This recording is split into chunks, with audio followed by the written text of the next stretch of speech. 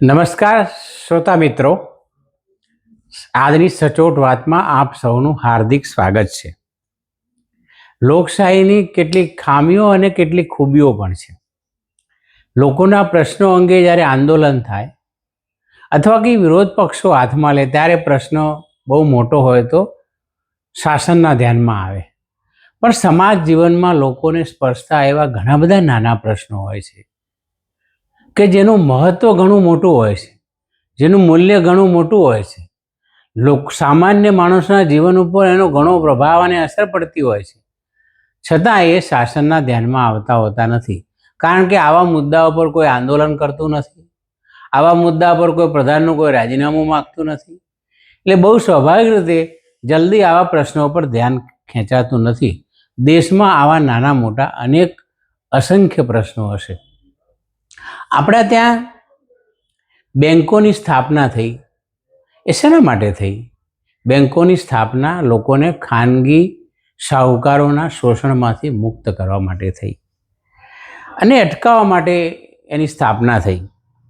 પણ આજે બેન્કો ખુદ લોકોનું શોષણ કરી રહી છે. બેન્કો ખુદ ધોળા દિવસે ગ્રાહકો અથવા ડિપોઝિટરો અથવા ખાતેદારોની લૂંટ ચલાવી રહ્યો હોય એવું લોકોને લાગે છે.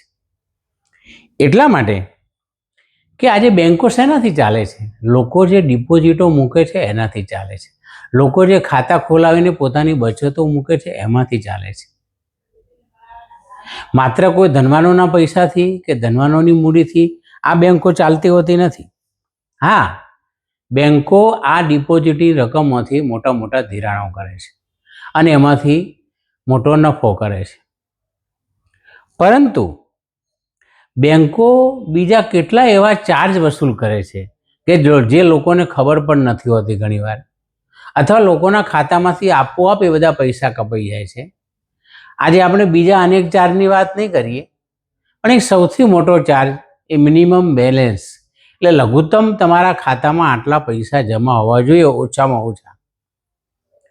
આવો એક બેંકનો નિયમ છે અને દરેકના ખાતામાંથી ડિજિટલી, એટલે ઓટોમેટિક, જો તમારું બેંકે નક્કી કરેલું આટલા રૂપિયાનું લઘુત્તમ બેલેન્સ ન હોય તો ડિજિટલી તમારા ખાતામાંથી પૈસા કપાઈ જાય.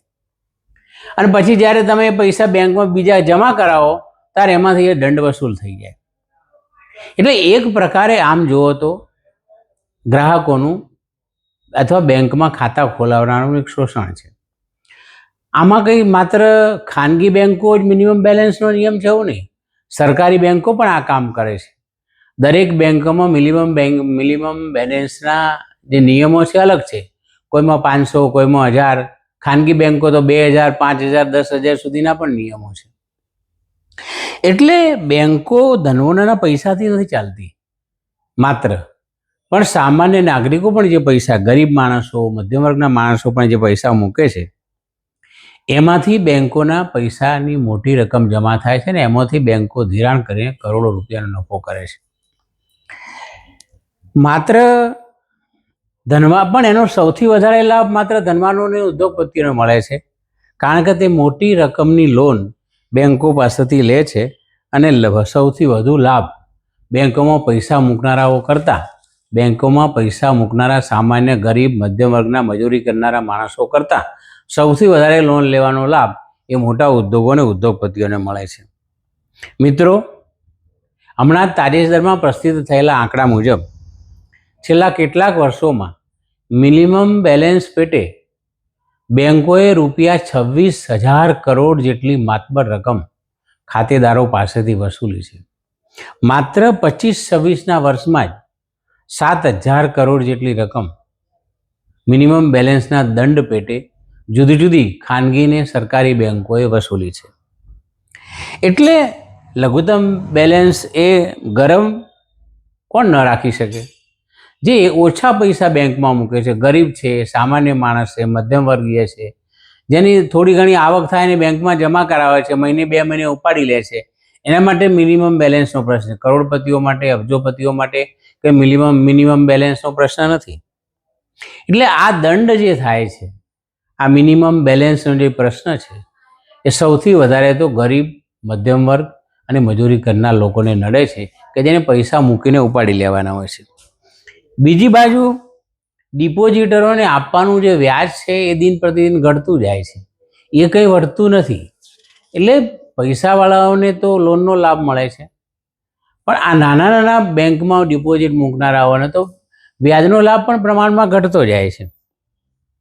બીજું તમે જુઓ કે સરકારી યોજનાનો તમારે લાભ લેવો હોય કે સબસિડીનો લાભ લેવો હોય, શિષ્યવૃત્તિનો લાભ લેવો હોય કે કોઈ પણ સરકારી યોજનાનો લાભ લેવો હોય તેના માટે બેંકમાં ખાતું ખોલાવવું પડે છે.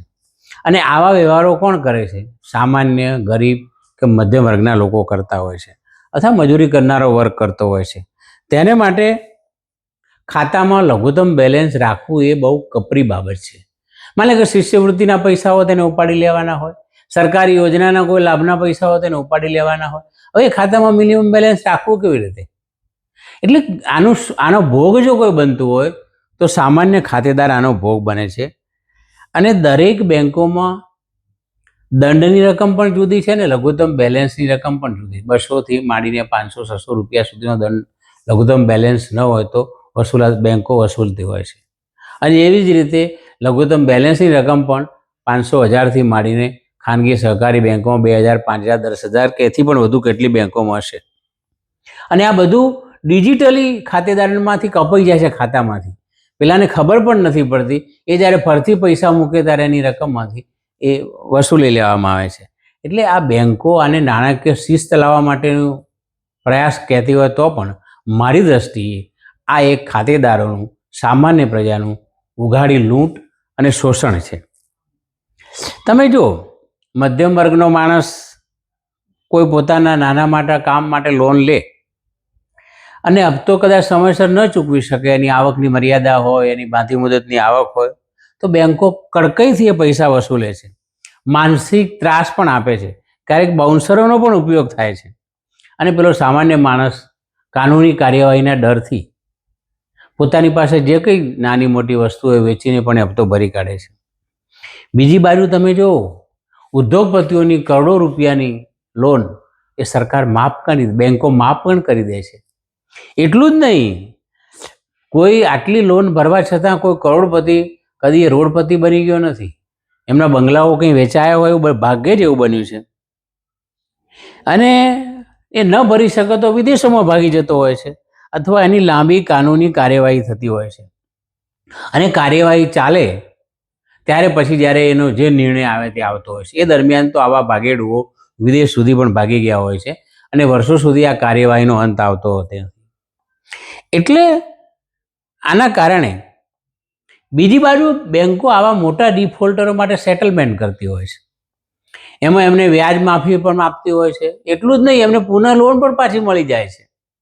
જ્યારે સામાન્ય માણસ લોન લે તો એની હપ્તા વસૂલોની સખ્તી કરવામાં આવે છે. એટલે તમે જુઓ કેટલીક બેંકોએ આ મિનિમમ બેલેન્સનો નિયમ થોડો ઘટાડ્યો પણ છે, કોઈ કે બંધ પણ કદાચ કર્યો છે, પણ સાર્વત્રિક રીતે સરકારે કોઈ એવો નિર્ણય કર્યો નથી કે આ મિનિમમ બેલેન્સનું જે પ્રશ્ન છે એને હલ કરવો જોઈએ. બિનવારસી દાવાની કેટલી મોટી રકમો પણ બેંકોમાં હજુ સુધી પડી છે. એનો પણ બેંકોને લાભ મળી રહ્યો છે, અને બેંકો બીજા પણ એવા કેટલાક અનેક ચાર્જ વસૂલ કરે છે.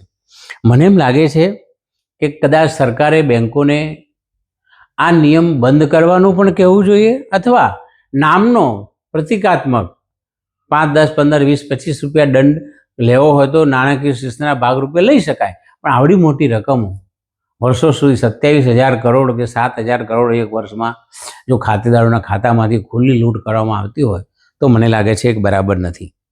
ગરીબ માણસના ખાતામાંથી એક સેકન્ડમાં પૈસા કપાઈ જાય અને ડિફોલ્ટરોની રિકવરીમાં એમને સેટલમેન્ટમાં વ્યાજ સહિતના લાભો મળે, એ મને લાગે છે ખુલ્લો ભેદભાવ પણ સામાન્ય ગરીબ માણસો માટે છે. તમે આ રીતે જુઓ તો આ રીતે બગડે છે જે આખું એ મધ્યમ આ બેંકોને જે નુકસાન થાય છે, ડિફોલ્ટરો પૈસા નથી ભરતા, એ બીજી રીતે આમ જોઈએ તો આડકતરી રીતે આવી રીતે ચાર્જ વસૂલ કરીને ગરીબ અને મધ્યમ વર્ગ સામાન્ય માણસો પાસેથી બેંકો આડકતરી રીતે વસૂલ કરે છે એવું આપણને લાગે છે કે એમને જે નુકસાન પેલા લોકોને, મોટા લોકો ડિફોલ્ટરોમાં થાય છે, એ નાના માણસો પાસેથી આવા વિવિધ ચાર્જમાંથી વસૂલ કરવું. એટલે આ એક ઉઘાડી લૂંટ છે. પણ આવા અંગે કોઈ આંદોલન શેરીઓમાં થતા હોતા નથી. આવા પ્રશ્નો કોઈ સંસદોમાં ચાલવાના પણ હોતા નથી. એટલે બહુ લોકોનું ધ્યાન જતું હોતું નથી. અને સરકાર ગરીબો માટે આવી કડક નીતિ કરે છે અને શ્રીમંતો પાસે પૈસા વસૂલવાની નીતિ એમની નરમ હોય છે. ડિફોલ્ટરો પાસે વસૂલવાની નીતિ નરમ હોય છે. જ્યારે ગરીબોના ખાતામાંથી બેલેન્સમાં ઓટોમેટિક ડિજિટલી પૈસા કપાઈ જતા હોય છે. આ બધા અંગે પણ સરકારે પુનઃ વિચારણા કરવાની જરૂર છે. મિત્રો, મુદ્દો નાનો છે પણ આ દેશની 140 કરોડની જનતાને સ્પર્શતો છે. એટલે અમે આપની સમક્ષ મૂક્યું છે. આપ અમારા વિચારોને વહેતા કરો. આપને અમારી વાત ગમી હોય તો લાઈક કરો, શેર કરો, સબસ્ક્રાઈબ કરો. પ્રસન્ન રહો, સ્વસ્થ રહો, સુરક્ષિત રહો. આભાર, ધન્યવાદ.